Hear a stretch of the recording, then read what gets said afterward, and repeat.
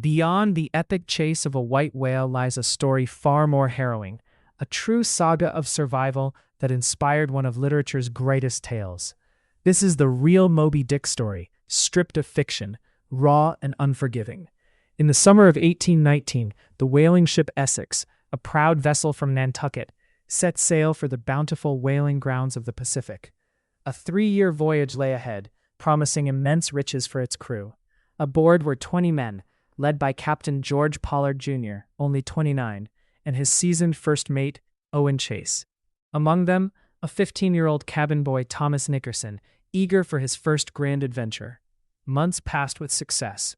The crew harvested whale after whale, their holds steadily filling with precious oil. The promise of fortune seemed within grasp, drawing them deeper into the unknown reaches of the ocean. Captain Pollard, spurred by dwindling finds and familiar waters, made a fateful decision to press westward into uncharted hunting grounds. Thousands of miles from any known land.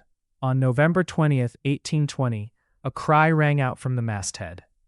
A pod of sperm whales had been spotted. Among them, an animal of prodigious size and unusual behavior. "Prepare the boats. This one's a giant." As the hunting boats were launched, the colossal bull whale, instead of diving away, behaved in an unprecedented manner. It turned, not to escape, but to attack the Essex itself. "It's coming for us! All hands brace!" With terrifying precision, the whale rammed the Essex's bow, tearing a gaping hole in its hull. Water rushed in, and the ship groaned, already listing precariously. The whale then pulled back, only to unleash a second, fatal blow, smashing the Essex's stern. The great ship was doomed. It began to sink, dragging their hopes and dreams into the abyss.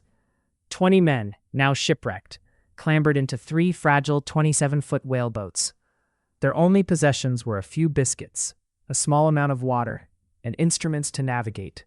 They were thousands of miles from land, with no charts for their location. The nearest islands were believed to be inhabited by cannibals, a terrifying prospect that forced them to choose the open ocean.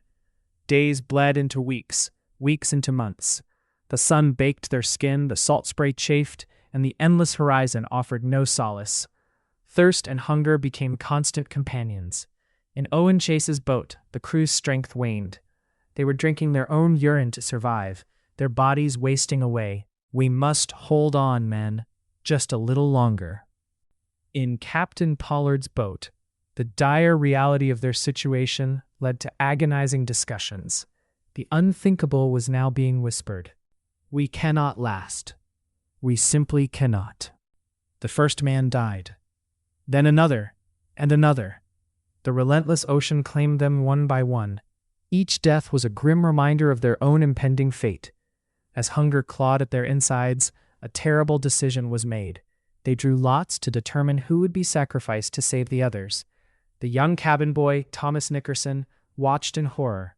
The unimaginable became their reality. The crew resorted to cannibalism, a desperate act born of extreme starvation. Each bite was a descent into the darkest corner of human endurance. After a storm, the 3 boats were separated. Captain Pollard's boat drifted alone, carrying the last few survivors into an even deeper abyss of despair.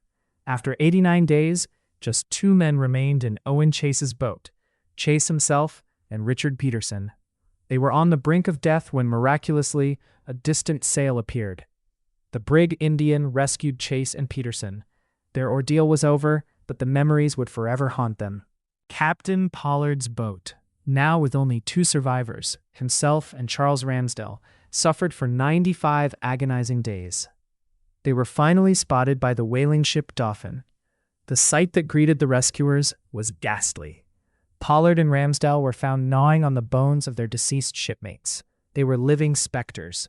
Captain Pollard never commanded a ship again. Owen Chase wrote a chilling account of their ordeal. Their lives and the lives of the few others who survived were forever marked by the terror they endured. Years later, a young Herman Melville read Owen Chase's harrowing narrative. The story of the Essex, the aggressive sperm whale, and the depths of human despair sparked an idea within him. Melville transformed the factual account into the literary masterpiece Moby Dick. While Ahab's obsession is fiction, the true terror of the Essex remains a testament to the ocean's untamed power and humanity's struggle against impossible odds. The story of the Essex is not merely a prelude to Moby Dick. It is a standalone epic of horror and resilience, a true account whispered by the waves, never to be forgotten.